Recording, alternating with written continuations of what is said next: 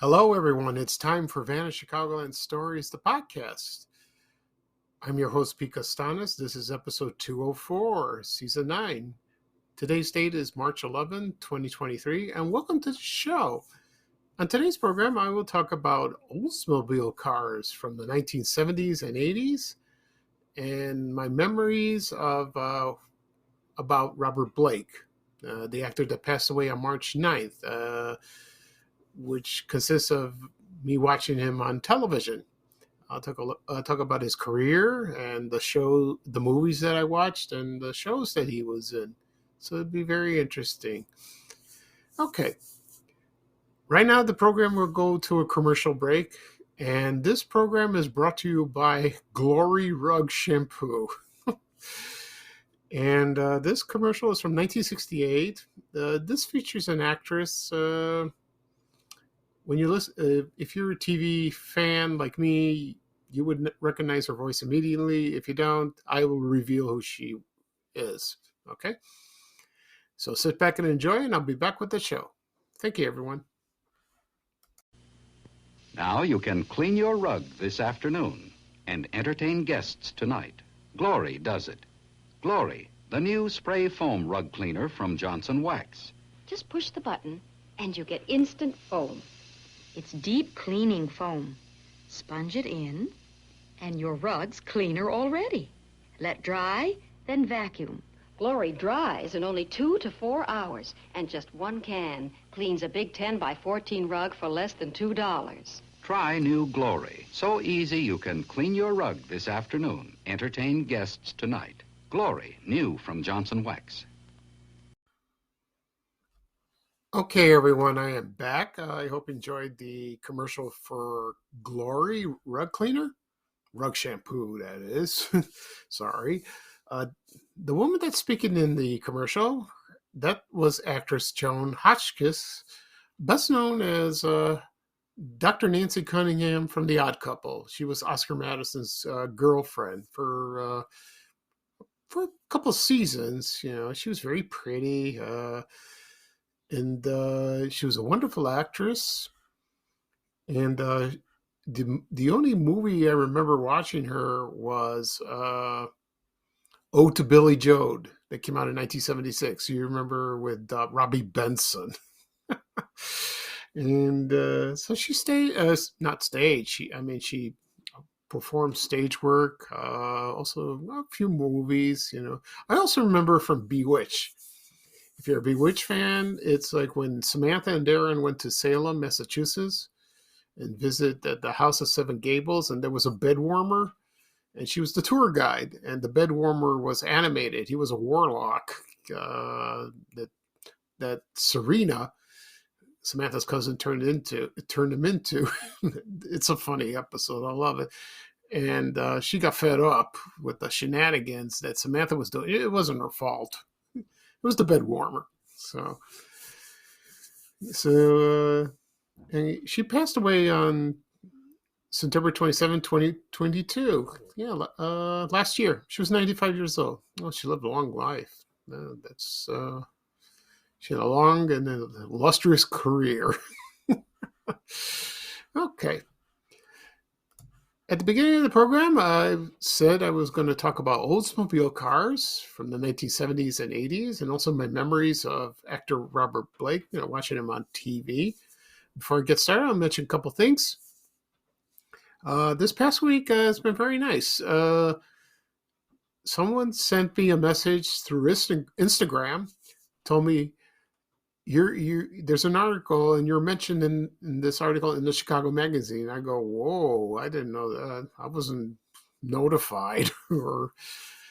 I did see it before, but I didn't read it. It was about dying malls, shopping malls, like for example, Fort City, River Oaks, all types of malls in Chicago, not just Chicago, all over the country. And so he sent me the link. This young man did that, and I read it. And in the beginning, it's about a podcast episode about my memories of Ford City during Christmas time. I remember doing that podcast episode, and that was very nice. I'm very touched by that. And so I shared it on my social media. I sent it to a few of my family members and friends, and he said, "That's great. That's wonderful. Oh, it's nice. It's nice to be acknowledged, but I had no clue." Like that. Another surprise I had yesterday was I received a thank you note from a fan in the mail. Wow, my first fan letter. So, I don't want to brag about it, but that the thing is, it's very touching. I get a lot of comments through social media saying, "Pete, you're doing a good job. This is a wonderful page you're doing on Vanish Chicagoland. I love your podcast, et cetera, et cetera." Also on Twitter. But this is very close to home, and it's I'm very touched, and it's someone I never met, out of the blue, and he sent me a thank you note. I posted a picture of me holding it, and also next to it was what he wrote.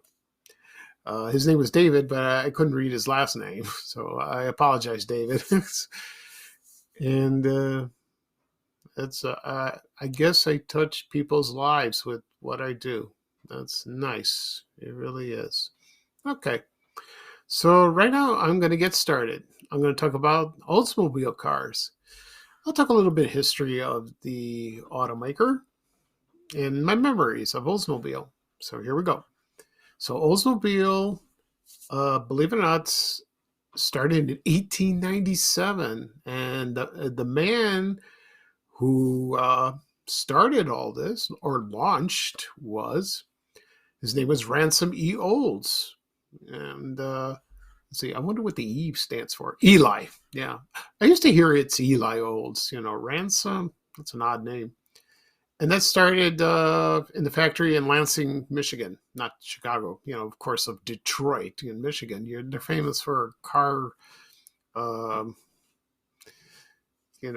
factories like that. And as time went, they had Model Ts, and as time went on, and it became a very popular car. And let's see what else. So it peaked like about in the 70s and 80s, like that. Not the 90s so much. And so I'll talk about two things. First, I'll talk about the models that are very notable that a lot of people remembered or owned, for Oldsmobile. Like, for example, there was the Oldsmobile 442.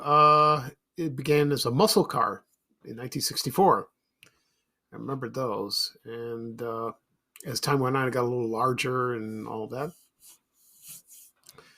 The next one was the Cutlass, one of the most popular best-selling cars from this automaker.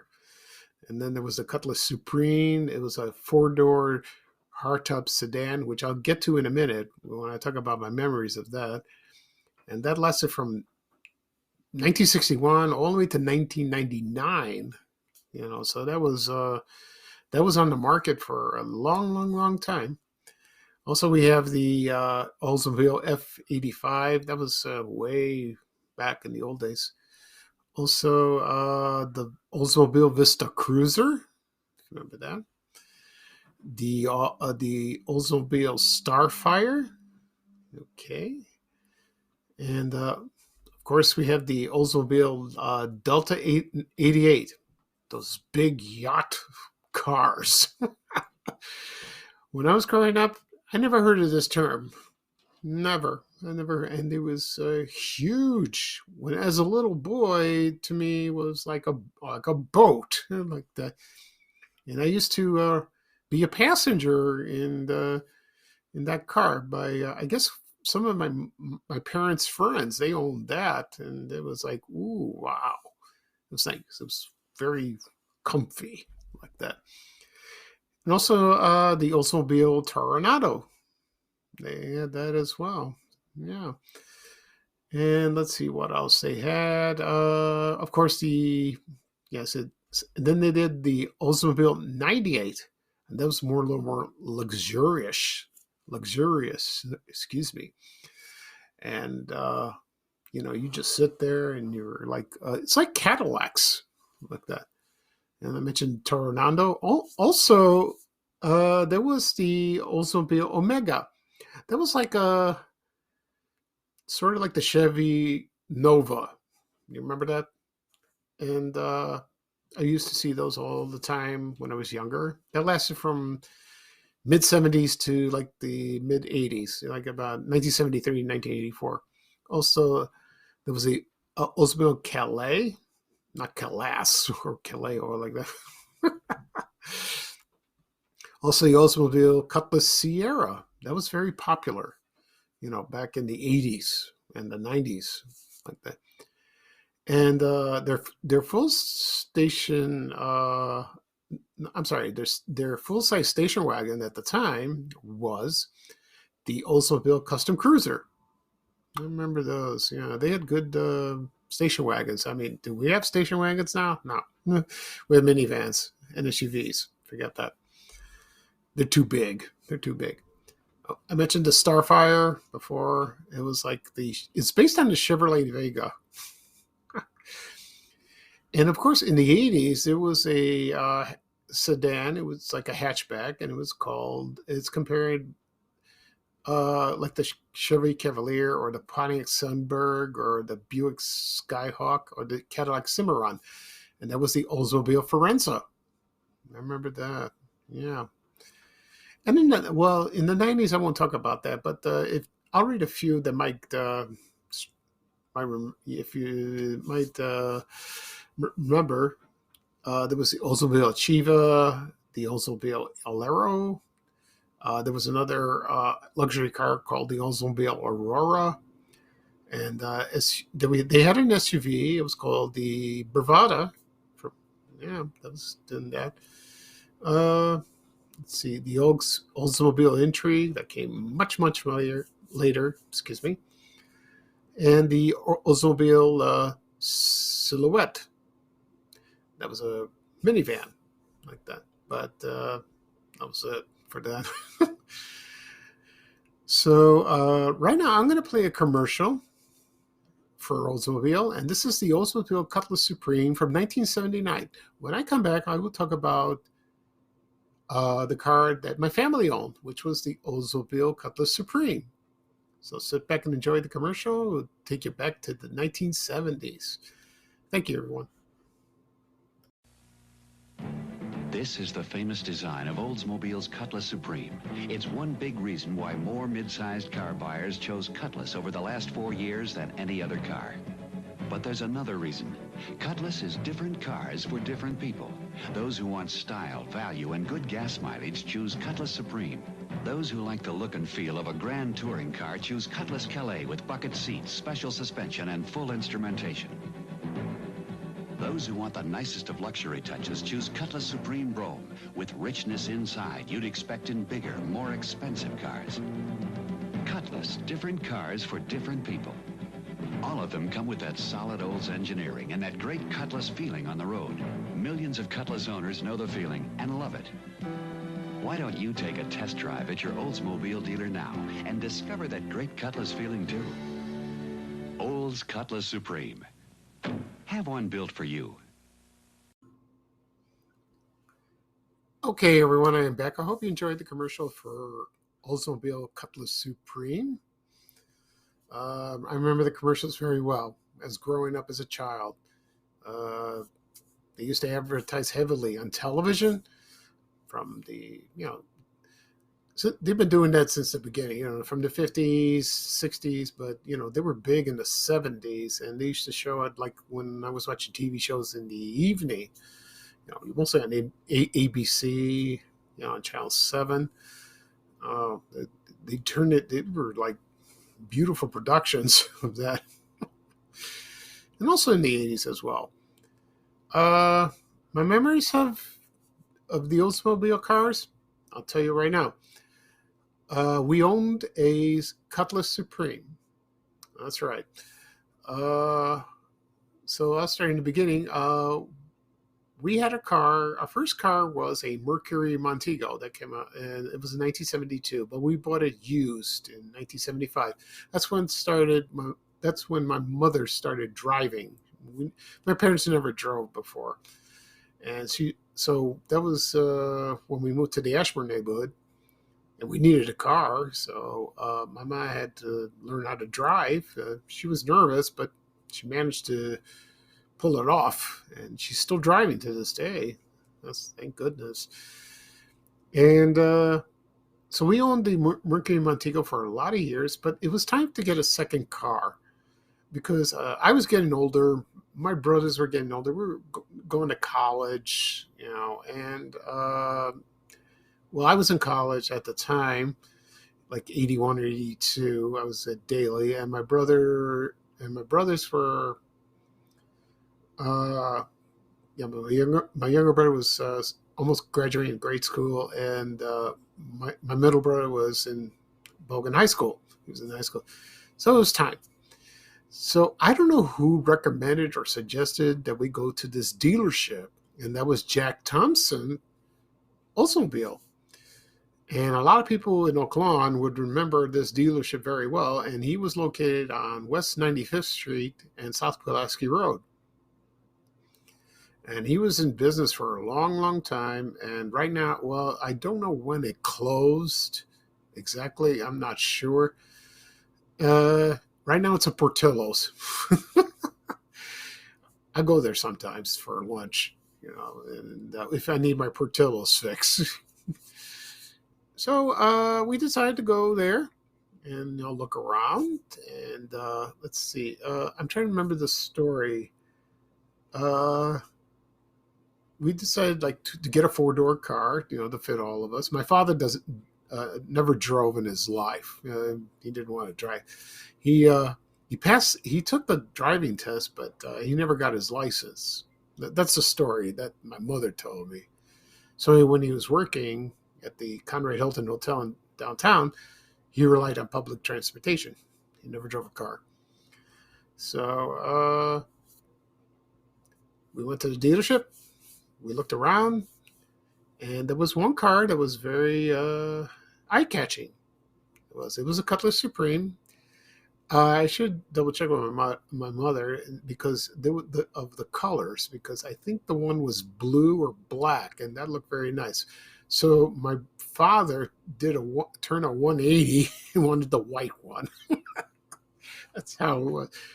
My mom was not pleased, so we chose that. And to tell you the truth, it was a nice looking car. It was white, and the interior was very plush. I remember it was kind of brownish, very soft and luxurious, very comfy.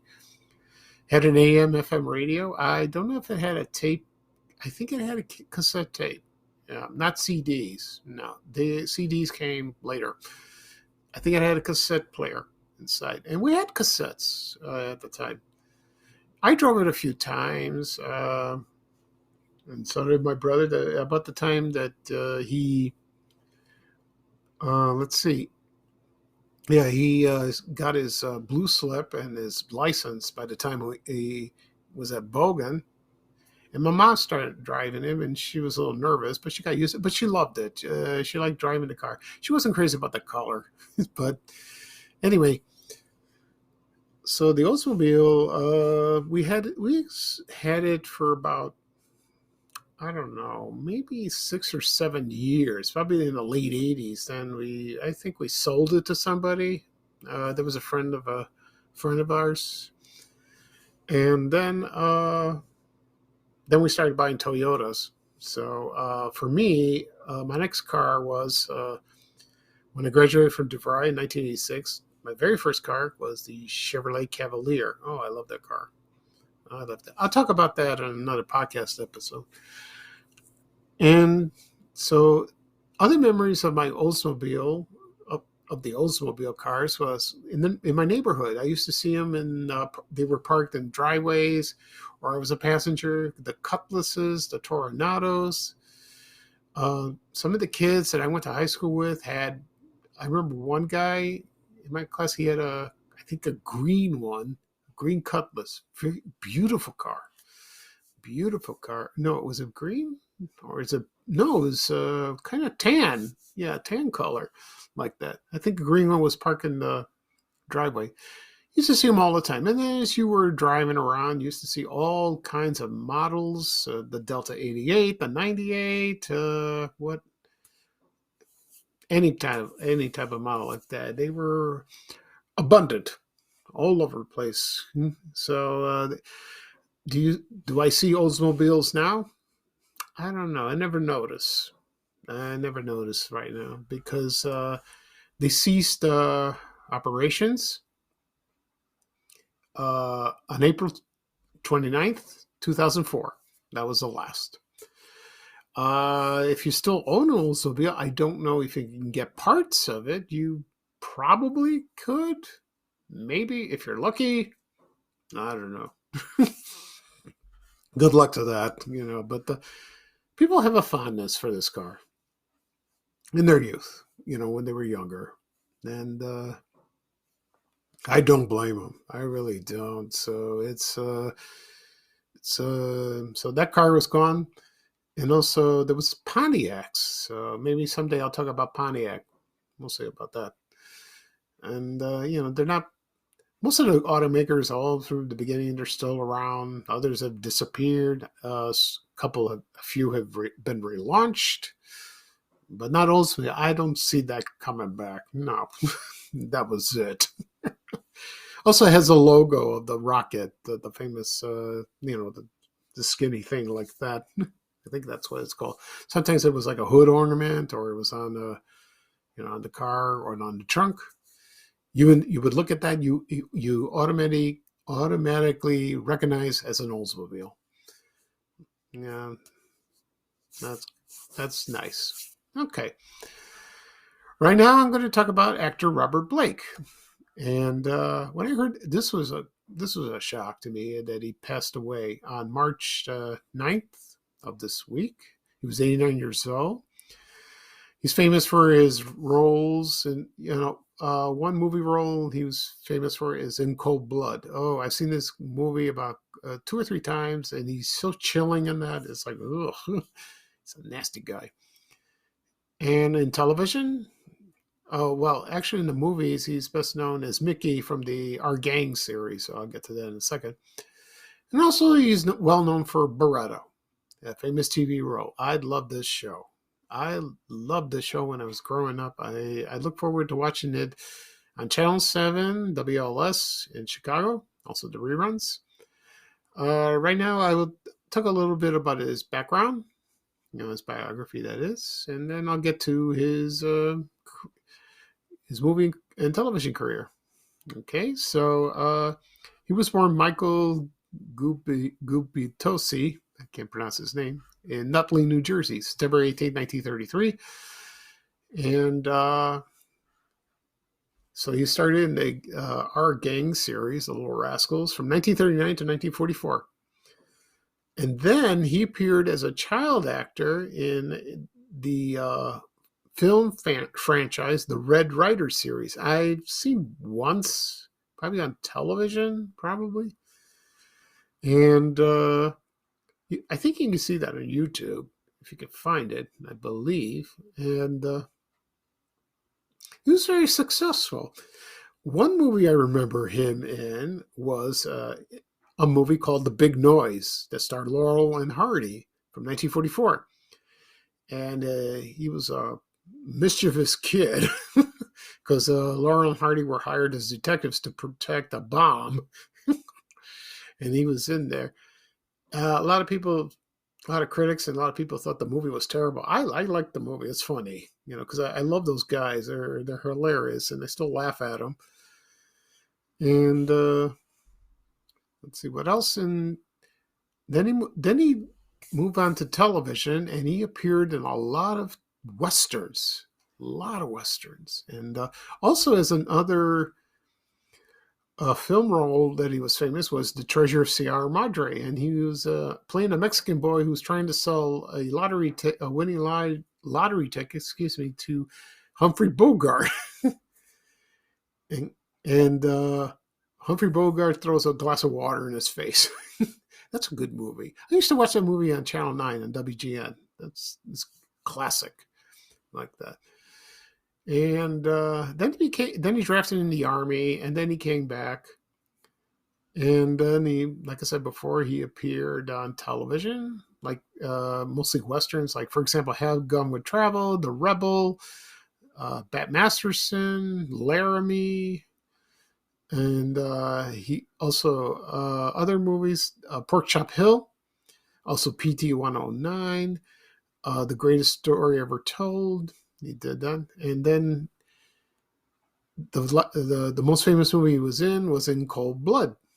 He starred that, and also here's a movie that he appeared that I never heard of. I totally forgot. It was Electric Glide in Blue. I never seen this movie. And so from what I've heard, it's a good movie. He was wonderful in that. Okay. And so right now I'm going to play a commercial with Robert Blake, and a lot of people remember him. He used to do commercials for STP, the oil, from the STP oil, and this is the STP gas station commercial from 1977, and it features Robert Blake. So let's sit back and enjoy, and I will talk about Beretta and my memories of watching Beretta. Okay, thank you, everyone.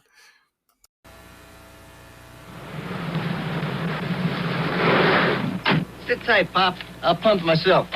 Let me tell you something, gang. Any gas will get you where you want to go. But it ought to be in there cleaning your carburetor, too. Now, you want to make sure you're getting the job done, use new STP gas treatment. You just pump in a can with every tank load of gas, and it goes to work cleaning like a bandit. Clean that carburetor. Get a hold of this, and do it yourself. Keep the change, partner.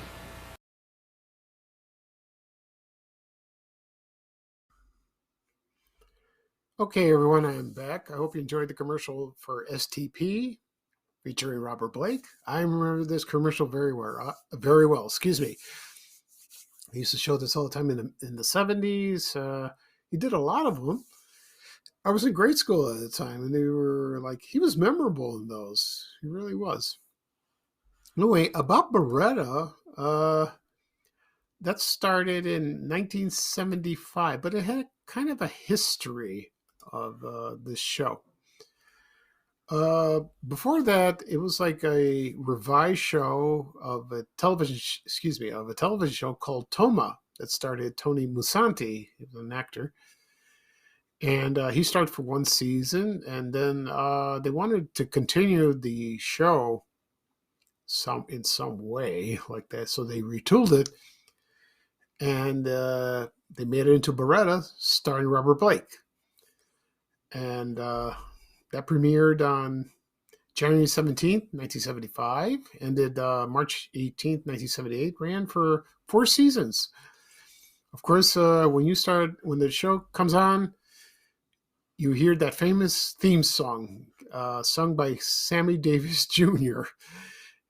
Keep your eye on the sparrow. Like the after you hear that theme song, you're ready to watch the show. That's how it was with me, and I'm sure for other people. So the plot, what the show was all about is it was Tony Beretta. He was a plainclothesman police detective. He disguised himself sometimes, sometimes as a woman, sometimes as other ethnic groups. He did that. Uh, I never saw him. So he wasn't. Maybe I saw in one episode he wore a policeman's uniform. I think he did. I don't know. That sounds familiar.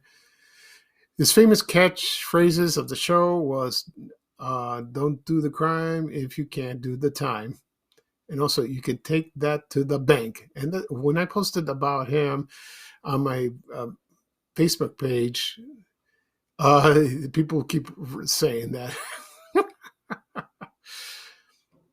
And he used to drive this 1966 Chevrolet Impala, this four-door sedan. It was like misty blue, nicknamed the Blue Ghost. That's funny, like that. And it was a very popular show at the time. Also in the cast was Billy Truman, that's played by Tom Ewell. You remember him from The 7-Year Itch. Also, there was Rooster. He was a pimp, but he was an informant. He always gave Beretta tips on information or like that. He was very reliable. And let's see what else. Also, there was a couple people, and there was two superiors he worked for, supervisors. One was Inspector Schiller, and the other was Lieutenant Hal Brubaker. He always gave him grief. I think he did with the other guy too. And there was also an older detective. His name was Fats, and he had a raspy voice. He talked like that. And of course, I haven't forgotten Fred, the talking cockatoo. Oh, he was. I don't know. I hate to say this, but I would look forward to seeing Fred. Every time Fred was on, I was very happy to see him. He was entertaining. He was cute. Smart bird. Very smart bird indeed. Like that. And so I heard there was some behind the scenes that he didn't get along with some people or didn't like the way the show ran. And I don't know if he quit or they just cancel it. Could be either way. And then Robert Blake moved on and starred in a couple of shows. And then what I remember, there was a miniseries called Blood Feud that came out in 1983. And he played Jimmy Hoffa. And I saw this, and he was excellent in that role. He was great. And I haven't seen it lately. I saw it once, and that's it. I wish maybe I could find it on YouTube and watch it again. Maybe it's on DVD. And then he started in another television series. It was kind of controversial. It was called Helltown. And he played a priest. I saw a couple episodes. He was okay, but didn't do well in the ratings. And his last movie was in. He played the mystery man in David Lynch's Lost Highway. They came out in 1997. David Lynch is famous for Blue Velvet, Twin Peaks. He looked like a very weird guy in that. I never seen the movie. I never seen it. No. Of course, Robert Blake is famous for his personal life, but I didn't want to go into more depth of that. He was married 3 times. He had 2 kids. His son Noah is an actor, and then he met that woman in 1999, Bonnie B.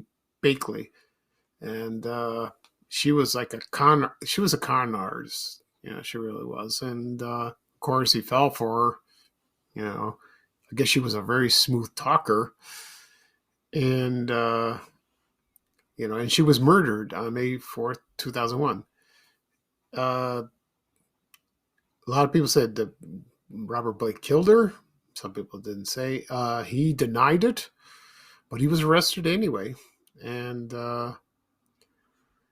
also, he had his bodyguard. He was arrested too with the connection of the murder. But then he was acquitted after that. But he claims he was innocent. He's been innocent, but we don't know who killed him.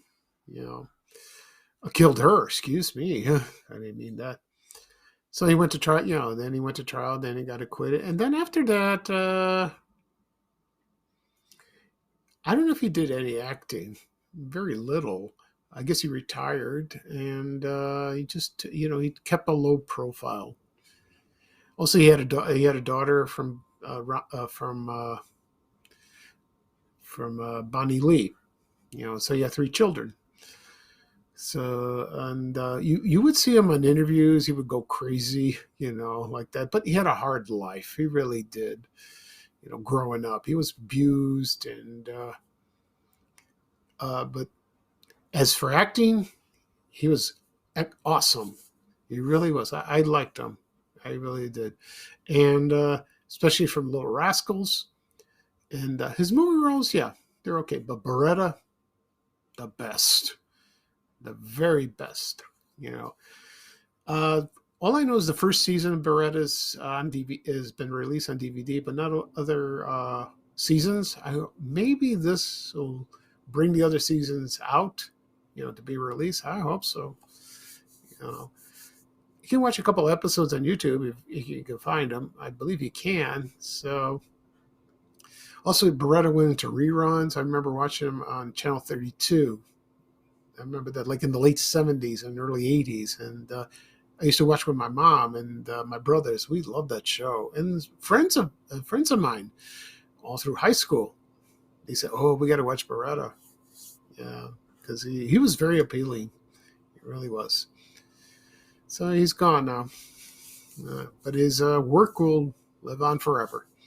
Okay, that is all for that's all for the show. Excuse me. So I'll do a recap of what I discussed. I talked about the Oldsmobile cars from the 70s and 80s. Also, my memories of actor Robert Blake on television, and watching him on TV in Chicago, that is. And so I guess that's it. This podcast will be published later on today. You can find it on Apple Podcasts, Google Podcasts, Spotify. Also, it'll be on my YouTube channel, Van Chicagoland Stories. I will use that because a lot of people like the YouTube. It's easier to listen. I will do that. You can listen on your desktop, your tablet, your phone, whatever device you have. And so that's it, folks. I will have another podcast probably Tuesday. We'll see, what I'll discuss. And so this is Pete Costanis, your host for Van Chicagoland Stories, the podcast. Everyone have a wonderful weekend. This weekend will be a little cold, a little snow, not that great. But it'll get better. Spring is coming. It is coming. I mean, we had spring, but officially, that is. Okay. So here's bye-bye for me, and here's a little traveling music from Ray Rayner saying bye, bye, bye. Take care, everyone. So long. We have to go. Bye, bye, bye.